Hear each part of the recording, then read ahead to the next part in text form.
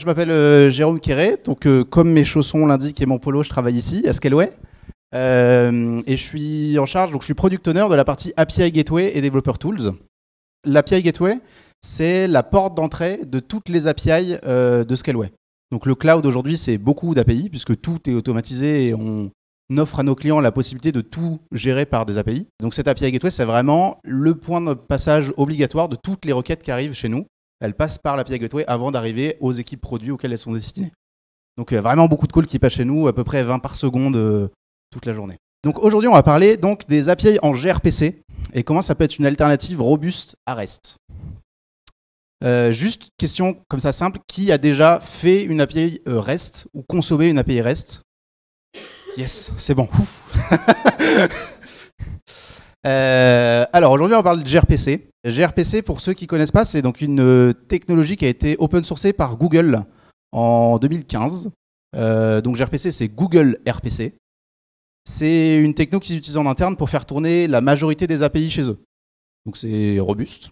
C'est basé sur deux technologies qui sont en dessous, qui sont Protobuf et HTTP2. Donc normalement HTTP2 c'est bon. Protobuf c'est un outil de sérialisation. Donc ça date de 2001. Pareil, développé par Google, comme le logo l'indique. Donc 2001, ça fait presque 20 ans.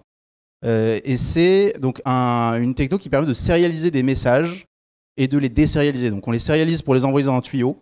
Donc là, le tuyau, c'est du HTTP2, mais ça pourrait être autre chose. On pourrait les mettre dans un fichier, peu importe. Et après, on est capable de les désérialiser. Donc si on compare à REST, Protobuf, c'est l'équivalent de JSON. Donc c'est la façon dont les messages sont encodés quand on envoie une requête et puis décodés sur le serveur. Protobuf, ça va être un encodage qui est binaire. Contrairement à du JSON qui est en mode texte, donc lisible par un humain, le Protobuf, c'est une suite d'octets. Donc en termes de taille de message, on n'est pas du tout sur les mêmes ordres de grandeur. Et ça nous permet aussi d'avoir un typage beaucoup plus fort que JSON. Donc là où en JSON, on va avoir uniquement les types JSON standards qui sont nombre, booléen, string, array, objet. En Protobuf, on va avoir beaucoup plus d'options. Donc on va avoir des messages typés. On va pouvoir avoir tous les types d'int. Donc les int 8, 16, 32, on va pouvoir avoir donc les booléens, des enums, on va pouvoir faire vraiment beaucoup de choses.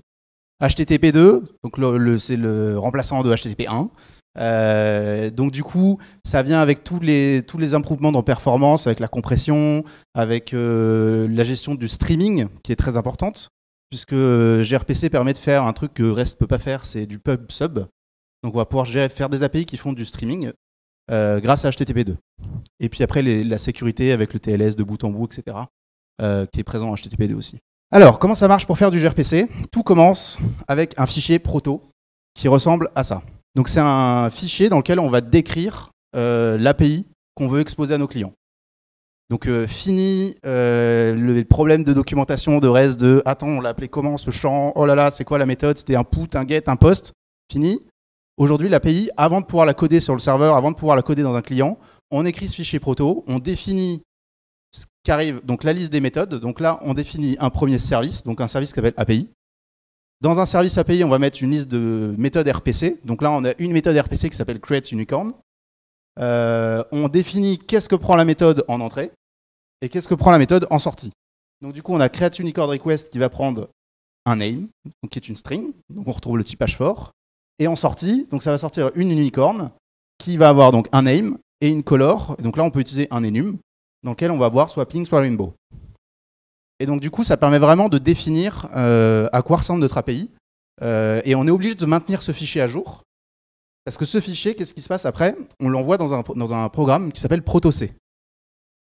Donc ProtoC, ça fait partie de l'écosystème gRPC. Donc c'est une espèce de compilateur qui prend notre fichier proto en entrée et va nous sortir du code dans plein de langages. Donc en fait, c'est un compilateur qui génère du code dans d'autres langages. Je vous ai mis quelques exemples de langages, mais en fait, il y en a beaucoup plus. Il y en a beaucoup qui sont supportés officiellement. Après, il y a encore beaucoup de projets open source qui implémentent d'autres langages. Et donc, du coup, l'idée, c'est que ce code, ça évite d'avoir à écrire le truc qu'on écrit à la main à chaque fois quand on fait du REST, par exemple, qui est de dire cette méthode doit faire un call à telle URL en post, en get, en sérialisant le message de telle ou telle façon, etc. là, le code est automatiquement généré. Un exemple de serveur. Donc j'ai pris du JavaScript. J'espère que bonne pioche, mais non, je prends pas trop de risques. Mais j'aurais pu prendre un autre langage. Donc la façon dont ça marche, c'est qu'on importe donc le package gRPC. On importe les deux packages qui sont en dessous, qui sont donc automatiquement générés. Donc on a le package message et le package service. Ensuite, on va implémenter notre méthode. Donc c'est pas magique non plus. Il faut quand même coder les méthodes de son API. Ça ne peut pas le faire tout seul non plus. Donc là, on code la méthode createUnicorn. Donc on voit que dans notre paquet message, on a un type unicorn qui a été généré, donc une classe. Donc on peut faire un new directement dessus. Il y a tous les setters qui ont été générés, qui vont vérifier le typage des variables. Donc si j'essaie de faire un setName avec un nombre, ça va probablement cracher à la figure. Et du coup, on va pouvoir donc setter setter les variables de notre unicorn et puis la retourner. Bon, alors c'est du JavaScript, du coup c'est un système de callback parce que c'est asynchrone. Dans d'autres langages, ça aurait été juste un return. Ensuite, on démarre un serveur gRPC. On enregistre notre service, donc qui est API Service, avec notre méthode createUnicorn à l'intérieur de ce serveur gRPC. On se bind sur le port 8080 et on start notre serveur. Là, le serveur, après, il s'occupe de tout le reste. Donc, il va s'occuper de la sérialisation des requêtes qui arrivent, il va s'occuper de la gestion des connexions, des timeouts, il va s'occuper de la gestion des retries s'il y a besoin. Il y a plein de choses qui vont être gérées automatiquement pour nous. Nous, on a juste à coder les méthodes qui nous intéressent. Côté client, c'est encore mieux, il n'y a quasiment presque plus rien à faire. On récupère un API client, qui est donc lui aussi généré. On lui dit juste, voilà, API client, connecte-toi au serveur qui est sur localhost 8080. On crée notre objet request, donc pareil, généré automatiquement. On va faire donc tous les setters. Et après, on peut appeler directement sur notre client la méthode createUnicorn, en lui passant notre objet request. Et dans la réponse, on va récupérer notre objet unicorn, qui sera typé, ce sera un objet de la classe unicorn, etc. L'idée, c'est que quand on va mettre à jour notre proto, si on ajoute des méthodes, on ajoute un champ, on ajoute quoi que ce soit, il suffit juste de relancer le compilateur et on a tout qui est à jour. Si jamais on fait un changement qui potentiellement casse, il y a un setter qui va disparaître ou quelque chose, on va tout de suite le voir. Surtout en JavaScript peut-être un peu moins, mais dans des langages typés, votre programme compilera même plus. C'est multilangage, donc du coup je peux écrire un client dans un autre langage qui n'a rien à voir, donc là en Go par exemple. Du coup ça marche quasiment de la même façon, je crée une connexion, localhost 8080, j'importe, je crée un client à partir de ma connexion, donc ça me donne mon objet client, et sur mon objet client, j'ai une méthode qui s'appelle createUnicorn, qui prend en paramètre une createUnicorn request, tout pareil, avec le name, et qui me renvoie une unicorn. Ça, c'est vraiment pratique pour les gens qui font par exemple des applications mobiles. Ils décident d'avoir un serveur, je sais pas, en JavaScript, en Ruby, en PHP, peu importe. Et puis après, il faut faire du code en Java pour Android et en Swift pour iOS. Et dans ce cas-là, on peut en fait tout simplement, peu importe la technologie du serveur, générer les clients pour les deux plateformes en juste une ligne de commande. Et du coup, si jamais l'API change, si jamais une méthode qui est ajoutée, il suffit juste de relancer la commande et on a de nouveau les nouvelles fonctionnalités qui sont ajoutées automatiquement. gRPC at Scaleway. Donc nous, ça fait presque 2 ans qu'on est en train de tout passer sur gRPC de partout. Donc aujourd'hui, on a plus de 80 services, donc ça représente à peu près 900 méthodes, l'équivalent de call REST qui existent. Et ce qui est vachement bien, c'est que du coup, avec tout cet aspect, on a un repo GitHub même, avec tous les protobufs de la boîte, donc on a un seul repo Git, dans lequel toutes les équipes publient leurs API. Et du coup, ça permet à n'importe quel moment, on va voir dans ce repo, et on sait quelles sont les API disponibles, quelles sont les fonctions, qu'est-ce qu'elles prennent en paramètre, qu'est-ce qu'elles retournent. Et si jamais c'est mis à jour, c'est mis à jour de partout. Et nous, on utilise ces protos aussi, on peut faire plein de choses. On peut, donc là, par exemple, on génère nos SDK avec. C'est-à-dire que si une équipe met à jour une API, le SDK va être automatisé, il va être généré de nouveau. On peut générer des CLI, on peut générer évidemment la documentation. Et voilà. Est-ce que vous avez des questions? C'était rapide, il y avait beaucoup de choses. Il y a beaucoup de choses encore d'autres que gRPC, c'était vraiment une introduction. Mais voilà. Est-ce que vous avez étudié OpenAPI avant de choisir gRPC? Alors OpenAPI, tu parles de Swagger et oui. Standard OpenAPI. Alors, oui. Il y a pas mal de choses. Donc, par exemple, la gestion du streaming, qui pour nous était un gros avantage. Et alors après, on avait la gestion du typing dans certains langages qui n'est pas aussi poussé. Parce qu'on a un système de structure, mais par exemple, il n'y a pas de gestion des enums.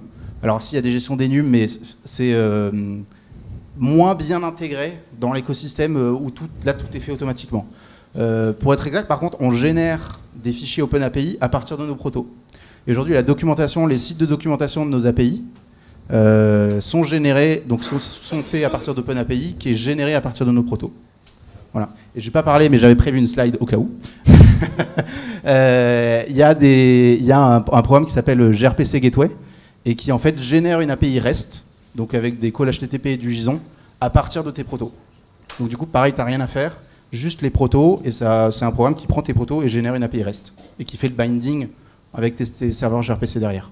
Est-ce que du coup tu te reprends pas un peu la galère de devoir tout renommer en copiant un peu la structure REST? Enfin REST, tu as un create sur un post, un update sur un put, et là en fait tu dois renommer toutes tes requêtes pour suivre quand même une norme d'une manière ou d'une autre, pour que ce soit cohérent et que ce soit logique entre chaque unité et que ce soit compréhensible de l'extérieur.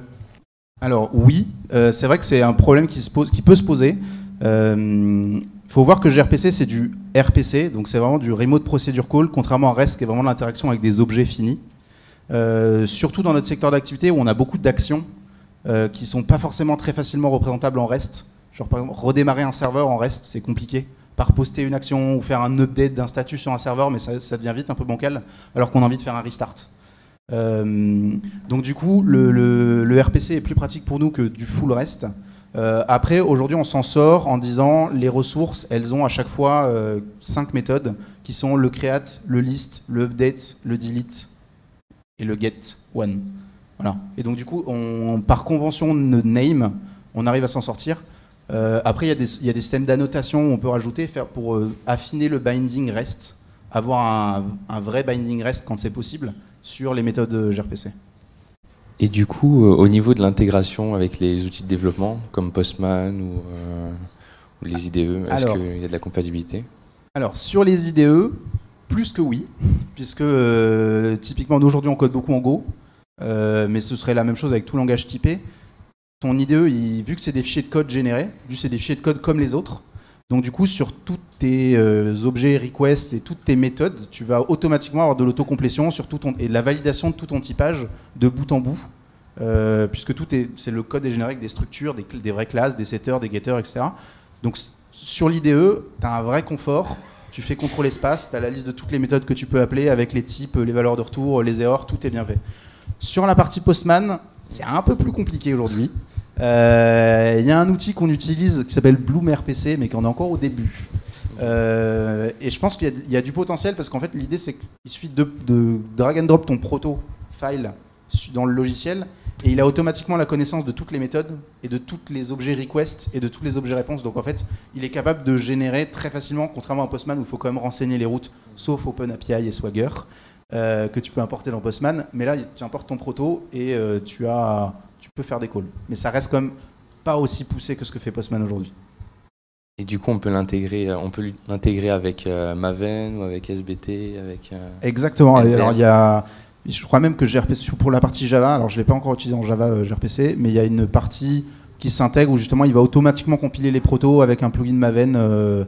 C'est pas un plugin Maven, c'est un plugin ou Gradle, c'est du Gradle. Donc oui, les paquets sont sur Maven, et tu as des plugins Gradle qui vont automatiquement compiler tes protos directement quand tu les mets à jour, etc. Comment tu gères les montées de versions, et notamment toute la partie rétrocompatibilité? Parce que tu dis on recompile, c'est cool, mais par contre tu as tes versions de clients qui sont pas forcément mises à jour, genre la CLI d'un développeur qui bosse là-dessus.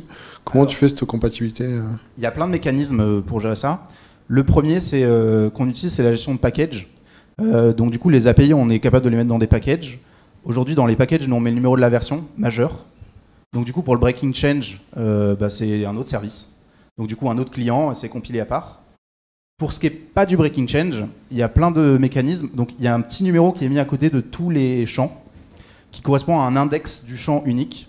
Donc en fait, ce qui identifie dans la sérialisation, puisque c'est du binaire, ce qui identifie un champ, c'est pas son nom, ça va être son numéro. Donc on est capable de laisser des trous, des numéros qu'on dépréquette, et de rajouter des champs après avec des index plus forts. Donc du coup, ça s'écrase pas les uns les autres. Et en plus de ça, on peut mettre un petit slash deprected à côté d'un champ, et dans tous les codes qui vont être générés, ça va mettre les bons commentaires de déprécation pour que les IDE remontent des warnings. Et du coup, dans le code des gens qui utilisent le code généré, ça va remonter comme étant deprected automatiquement. Comment est-ce que vous monitorez ça? Parce que le RPC, c'est bien, tu peux voir ce qui se passe dans tes flux quand tu n'as que du binaire. Alors, c'est du HTTP2. Donc en fait, la façon dont ça marche, c'est qu'un call RPC, c'est un post sur la route / le nom du package le nom du package point le nom du service / la méthode. Et le body, c'est du binaire. Mais en fait, on est capable, très bien, c'est du HTTP2, donc on est capable, avec un Nginx ou nous on utilise Envoy en interne, d'avoir des métriques par méthode, les temps, les délais de chaque méthode, etc. Pas sur le body. De toute façon, je ne pense pas qu'aujourd'hui en prod soit possible de loguer tous les bodies de toutes les requêtes qui passent. Mais en tout cas, sur tout ce qui est quelle méthode est appelée, par qui, quand, quel service, quelle version, etc. Ça, c'est facilement faisable puisque tout est HTTP2.